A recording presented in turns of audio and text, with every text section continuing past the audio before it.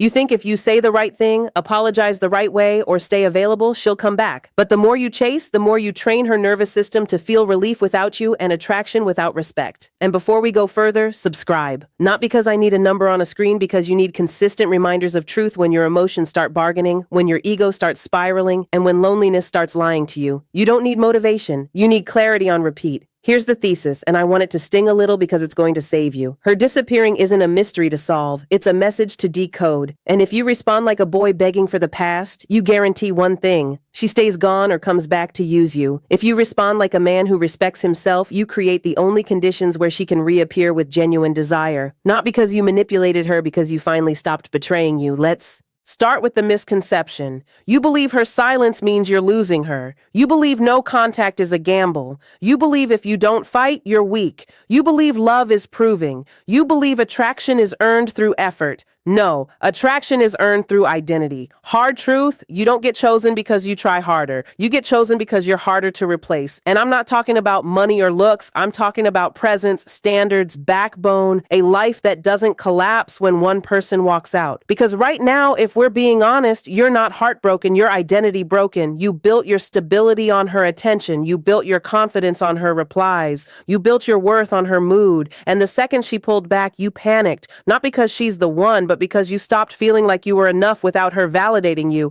That's called dependence. And dependence is not love. Dependence is fear wearing a suit. Now let's go one level deeper. Why does this happen? What's the root cause? The root cause is that you made her your center. You made her your mission. You made her your mirror. You didn't just like her. You handed her the job of regulating your nervous system. So when she disappears, your mind starts doing what weak minds do. It starts negotiating with reality. It starts rewriting history. It starts worshiping breadcrumbs like they're a feast. One more message, one more call, one more explanation, one more apology, one more proof that I care, and everyone more is another vote for the version of you that doesn't respect himself. You stop eating, you stop training, you stop sleeping, you stop working, you stop being a man with a direction, you become a man with a question. What is she thinking? Who is she with? Did I mess it up? How do I fix it? Listen carefully. A man who lives in questions becomes a man who gets treated like an option, because options don't lead.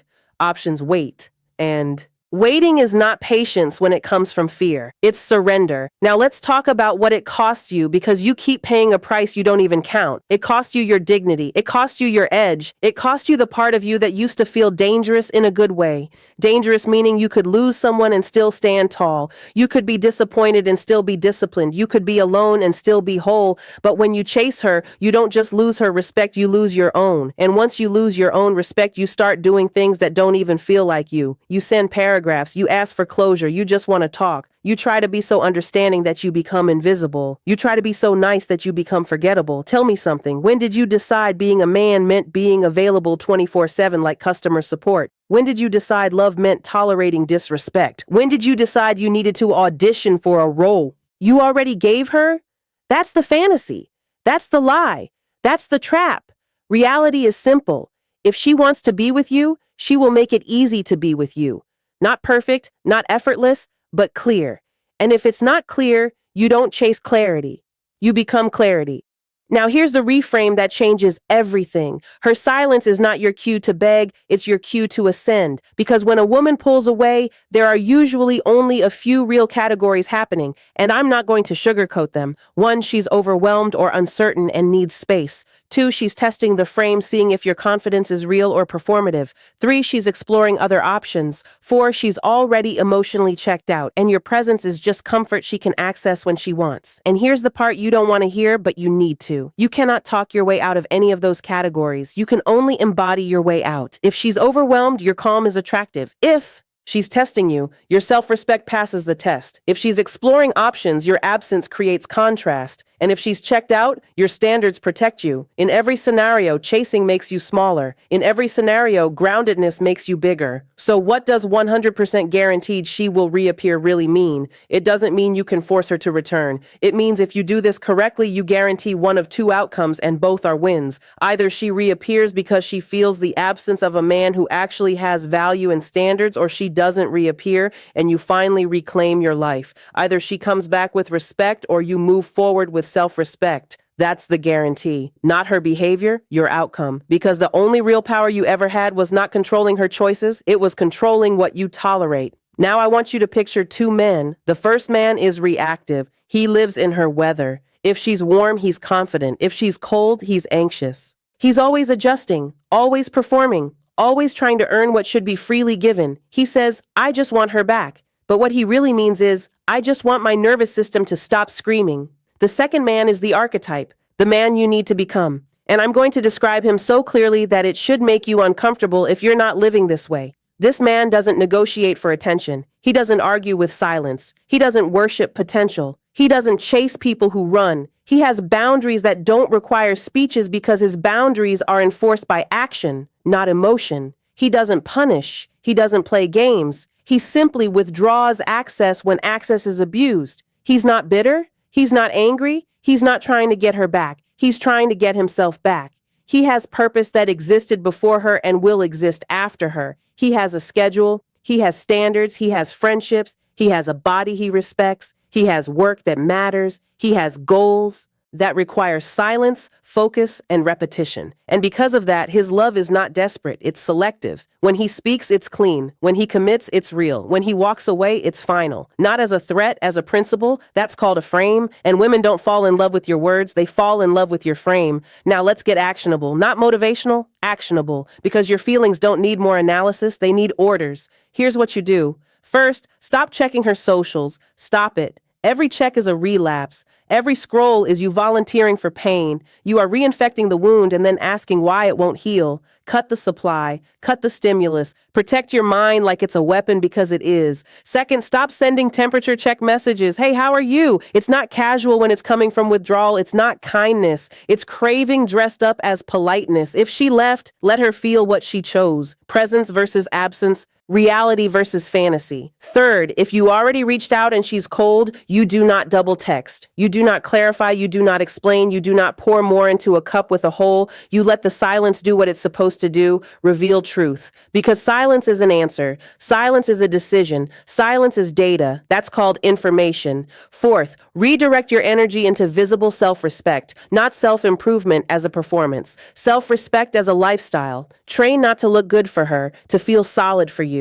Work not to distract yourself, to build a life that makes you proud. Sleep, eat, read, build routines that don't depend on romance to function. Fifth, rebuild your social proof and your brotherhood. You need men around you who tell you the truth, not men who keep you in delusion. Isolation makes you romanticize. Community makes you realistic. When you're alone too long, your mind turns one woman into a religion. You need other voices, other missions, other standards. Sixth, if she comes back, you don't reward disappearing with instant access. Let me say that again because this is where most men fail. If she reappears, you do not melt. You do not turn into a golden retriever. You do not pretend nothing happened. You stay calm, you stay warm, you stay grounded, and you require consistency. You can say simple and clean, good to hear from you. What's up? And you watch. Is she accountable? Is she clear? Is she respectful? Is she trying to rebuild or is she just checking? If you're still on the shelf, because if you take her back with zero standard, you teach her the worst lesson. Possible that your attention is free even after disrespect. That's called self-betrayal. And here's a definition you need in your bones. Self-betrayal is when you abandon your values to avoid someone else abandoning you. That's what you've been doing. Now let's address the part of you that's still arguing, the part of you that says, but what if she never comes back? Good. Sit with that because the goal is not to build a strategy to get her back. The goal is to build a man she can't easily forget and that you can't easily abandon. If she never comes back, you win because you stop living as a beggar.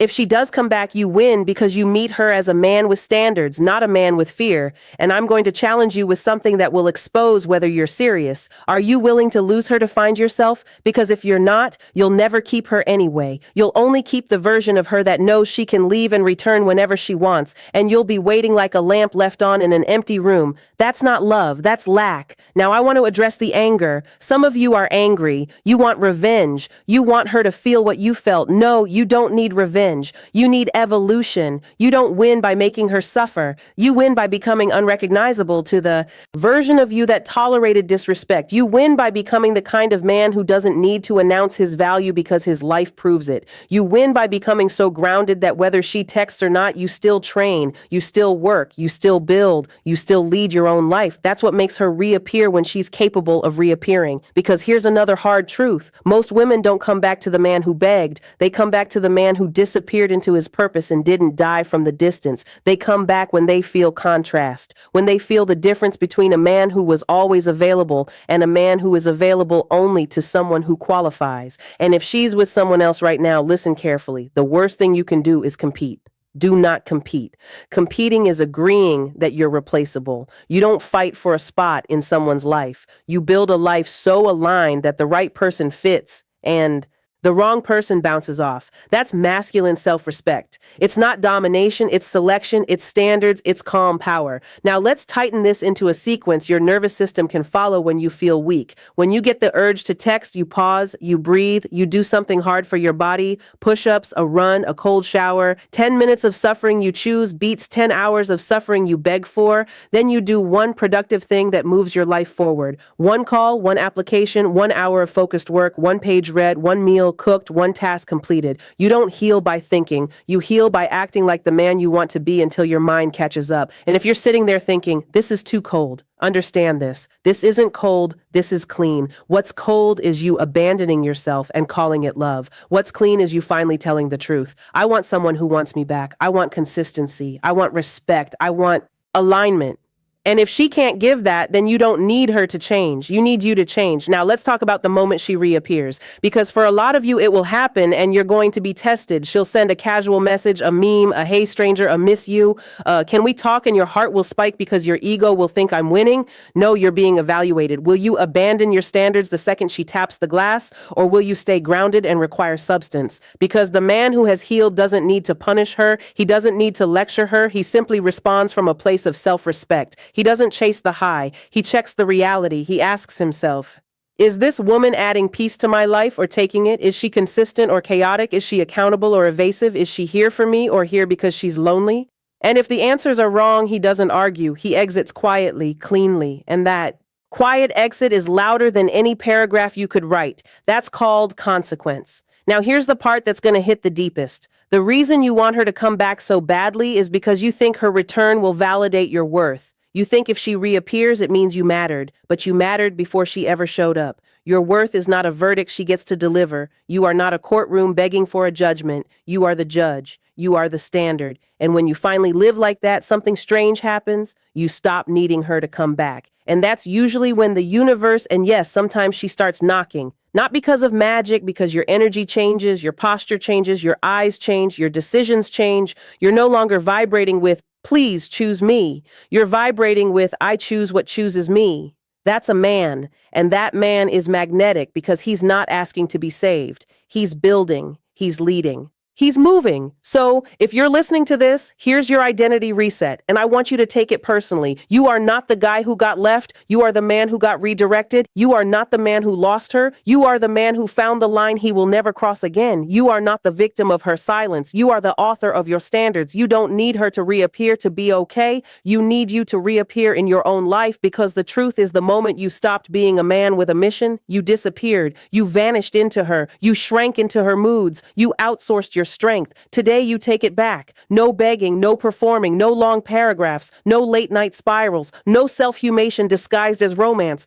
You walk with calm. You work with focus. You train with discipline. You speak with clarity. And you love with standards. And if she reappears, she meets a man, not a wound. And if she doesn't, she becomes a chapter, not your whole book. Either way, you win because you are the answer. Not her text, not her apology, not her attention. You now subscribe if you want more of this, more truth, more clarity, more direction. When your emotions try to drag you back into old patterns, you don't need comfort, you need reminders. And if you're building yourself back up, you're not doing it alone. You're with men who are done begging and ready to lead their own lives.